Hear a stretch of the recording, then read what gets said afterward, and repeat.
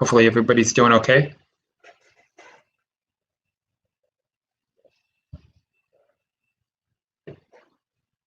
Wait a few moments. See who comes on board here.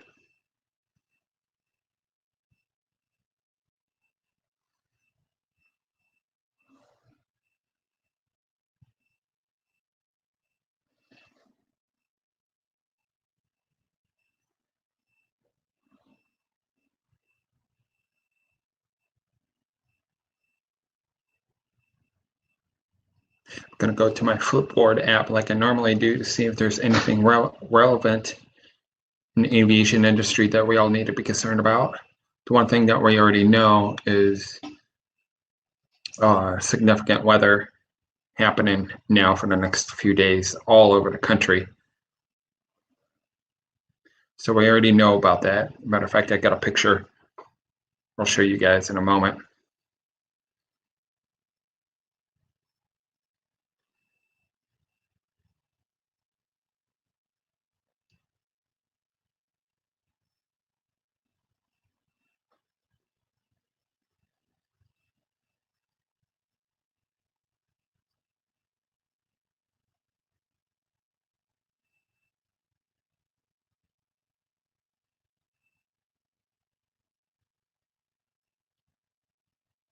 So here's an interesting story for anybody that's watching. Again, this is a story by an article from View from the Wing. And let's talk about that flight attendant faked a kidnapping, hoping to avoid quarantine in Jamaica. This is a JetBlue flight attendant, Kalina Collier, reported on social media that she was being held hostage inside the Jamaican hotel. She had arrived on the island on January 28th and was supposed to be on a flight back on February 1st. First, she had to take a COVID-19 test, which came back positive. Says Collier took a second test, which came back negative, but the government insisted the discrepancy to be settled with a PCR, which showed positive and was required to complete a 14-day quarantine at the Ocean Coral Spring Hotel where she was staying.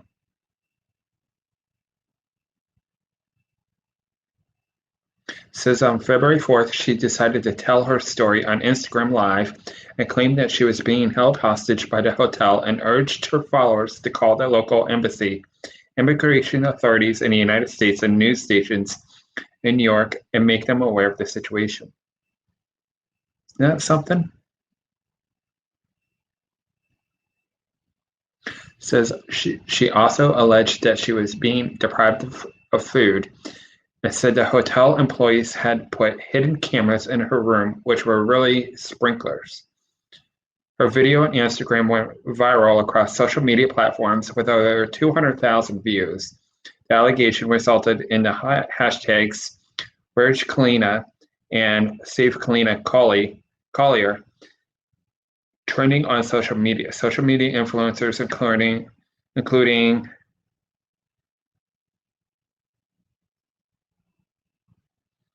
names a few people, and not everybody was buying the story. So again, supposedly she was a JetBlue flight attendant. I'm sure she's going to be facing some disciplinary action, I'm sure.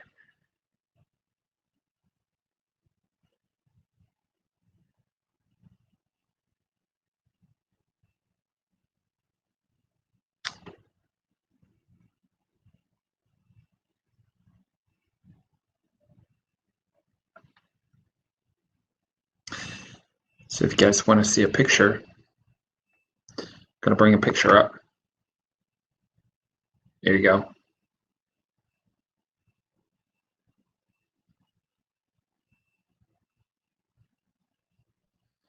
There's the picture. And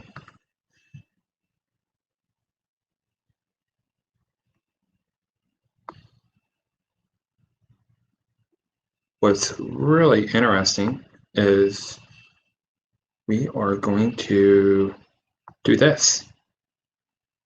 Let's do this. There you go. It's a screenshot I took from a YouTube video that I was watching this morning.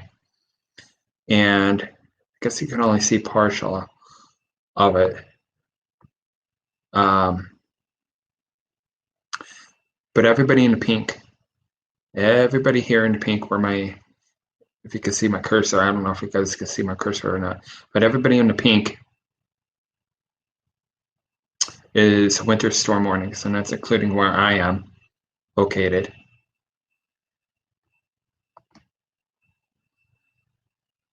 Bring that back down here.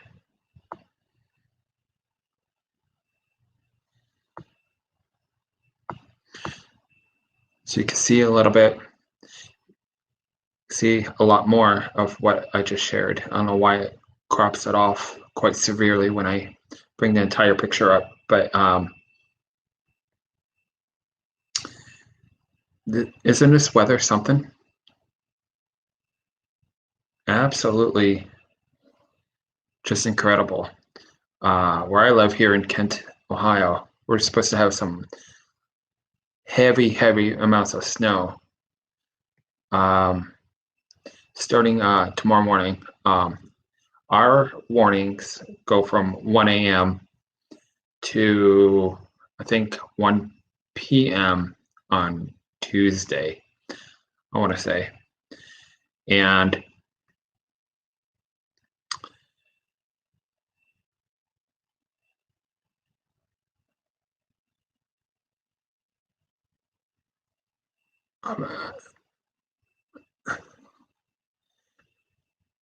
you guys are going to have to be careful out there. You guys are going to have to be really careful out there because, you know, we've heard some stories. I'm looking at a story now that the same thing, if you heard several days ago when there was a massive pileup in Texas, where unfortunately 8 souls were lost. There's a lot of banter going on about that, about what happened, and it keeps happening. Keeps happening, folks. And it's got to stop. It really's got to stop.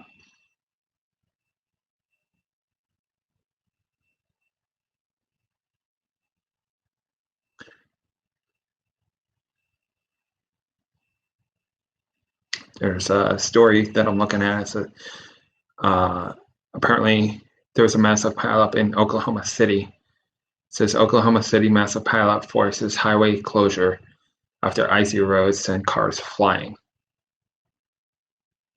Okay, guys, they already exist. I'll tell you right now, they already exist. Okay, may not be able to buy one until next year, but if you want a flying car, just buy one. You might have to come up with $400K,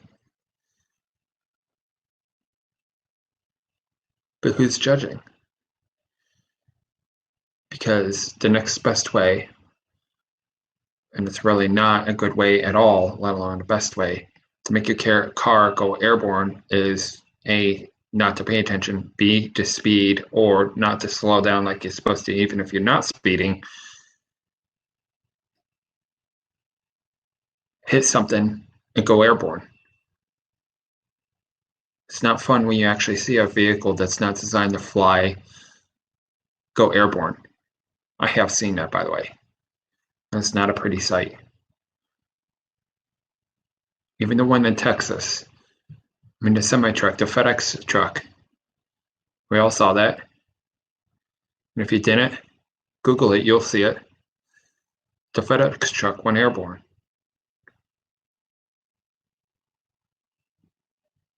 And that's kind of weather you shouldn't even be going the speed limit, let alone speeding. The speed limit is 65. You're heading 65. Okay, why are you guessing on what's in front of you? And why, and second of all, why y'all guessing as to what may or may not happen and how it happened, when it will happen in front of you. Especially if you're not maintaining distance. If you're not maintaining distance, I'm not sorry for you. I'm really not. There's people with a Texas story blaming it on the weather. And there's a lot of us that do that. They blame it on the weather. And they say if it weren't for the weather, if the weather wasn't this way, or if the roads were taken care of, then things will be all fine, all hunky-dory. Well, that's not always the case, because you can't always trust other actions to happen to make sure that you and your family, your friends, and your acquaintances, your coworkers, your boss, everybody are A-okay. You're heading to work. That's all you want to do is you want to get there, whether you want to work or not. Or maybe you're heading home.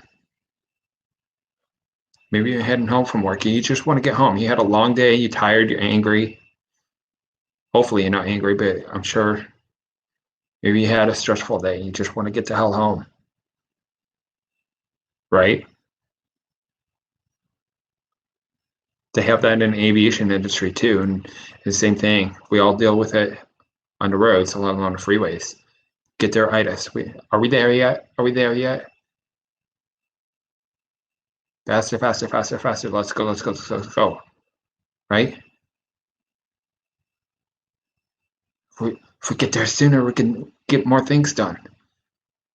We can have dinner sooner. We could go to bed earlier.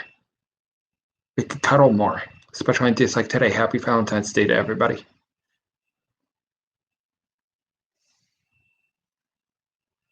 And going that much faster to sit there and something pops up out of nowhere,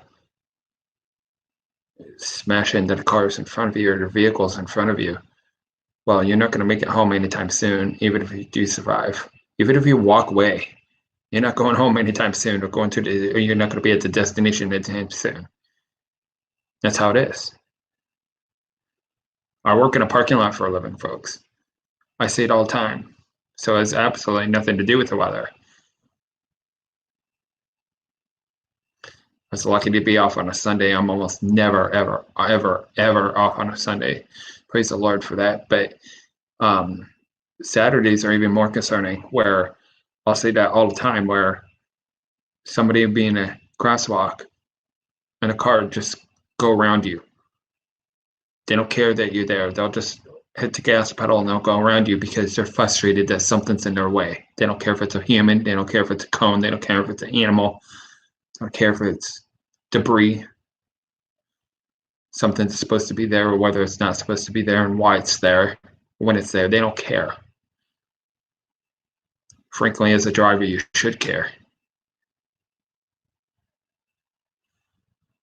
Should care that that road is being taken care of. But if it's not, you should care that you drive accordingly, right?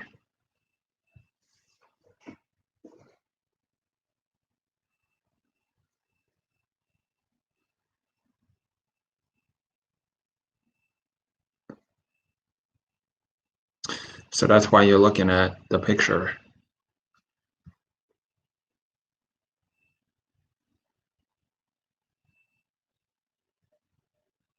That I have underneath me right now. Because that's why the National Weather Service puts these watches and warnings and advisories. Everything that's in pink is a warning. Look at that, almost all of Texas, all of Oklahoma, Louisiana, all the way up here in Ohio, Pennsylvania, a lot of states that I haven't even mentioned. Absolutely nuts. Absolutely flipping nuts.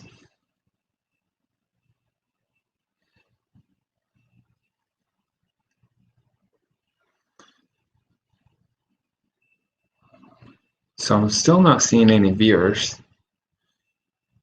It's kind of depressing, but that's okay.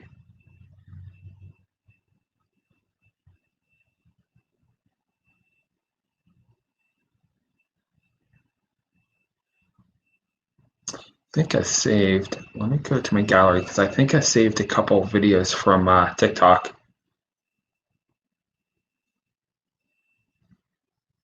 Whoops, hold on. I want to make sure I want to show you the right video. It's 42 seconds long if I'm looking at the right one here.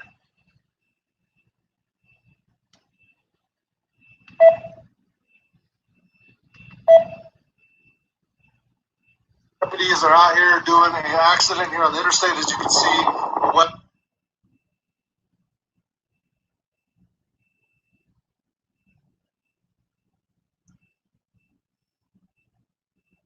Asking questions right now. We all know the hell the construction of I-35 has caused over the past however many years. All right, there's two of them I want to show you.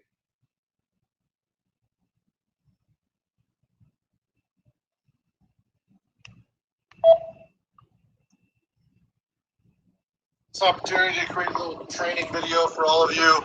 So right now the count is 3 state troopers, 3 county deputies are out here doing an accident here on the interstate. As you can see, the weather is awful and the roads are not well either.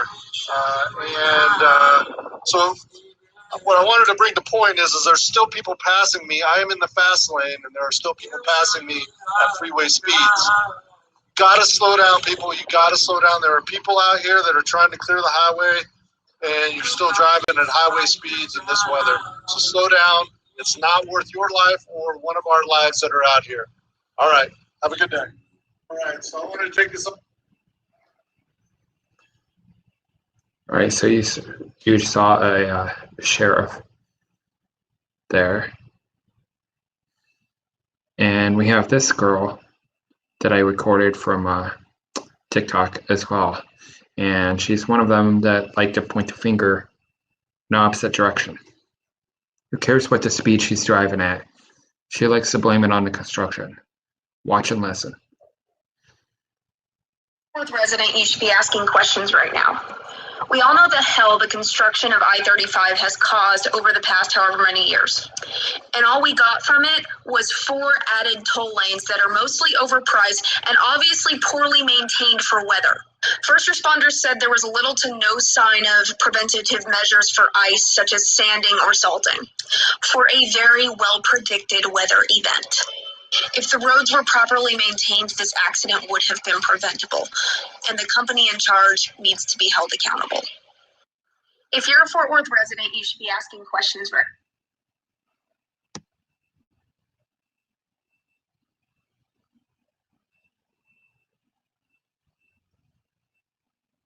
The reason why I recorded that, not only to show you all here, but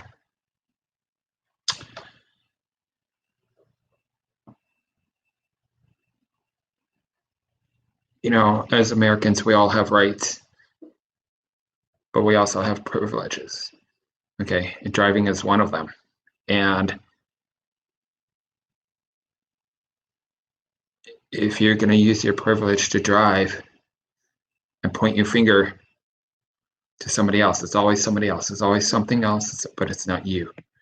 You're the car that just slammed into the car in front of you because that car was either slowed down, or driving a lot slower,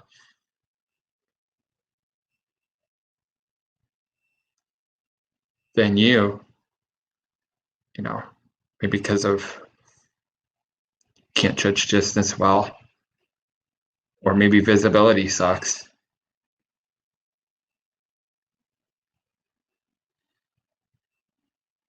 You guys can choose what to do and what you guys want to do.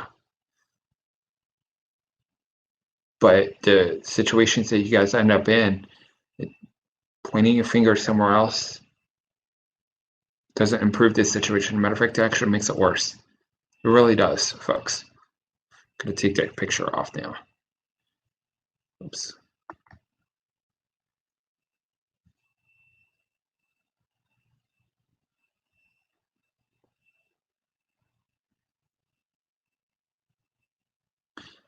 So,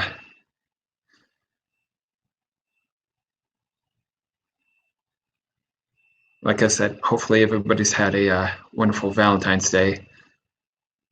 I had a more relaxing day. I'm single, so that's okay. Nothing wrong with being single.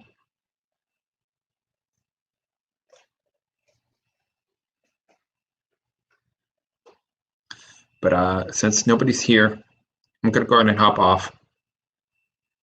Those of you who watched, thank you for watching. I might be back on later. But I'm not really seeing anybody, so it's not really any point in being on. There's nobody here. So I'm going to hop on off. Like I said, hopefully I'll be back on later. We'll see how things go. And I'll see you guys around.